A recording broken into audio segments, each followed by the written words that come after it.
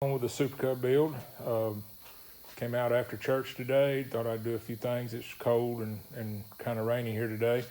I picked the Firewall pad from Dakota Cub. I like using theirs. They don't weigh a lot and they look nice from the inside, and they're fairly thin. I'm actually marking out everything. Going to cut my hose, pre-cut all my hose. On the boot cowl, like I've said before, I used the titanium Firewall, and it's a little tricky cutting some of this stuff, but I've cut a few of my holes, and I've got to deburr everything and get it cleaned up.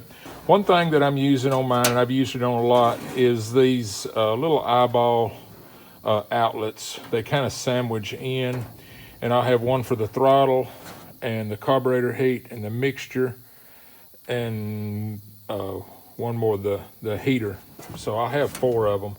So, you know, all 4 of those is about a 5-ounce gain. I can live with that because it really seals up everything and makes it good and fireproof. Also, the angle can be turned and locked in place. You don't have cables moving around and putting silicone on. I've got a couple grommets on some wire outlets, and on the outside they'll have a sleeve on them for fire. I usually put these little adapters in for the fuel, and they go out both sides and they strap in, and that really makes them solid. And I have not even weighed this, but this is the gasolator that I use. And the reason I didn't weigh it, because I really don't care. I just personally believe it's the best thing that's come along. Steve's Aircraft puts them out. I've met the guy a few times at Oshkosh.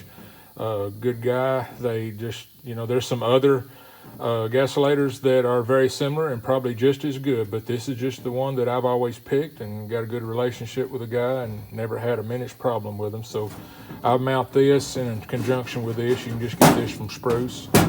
So that's what I'm doing today, getting this stuff ready to put the Firewall pad in and put the boot cowl on the frame.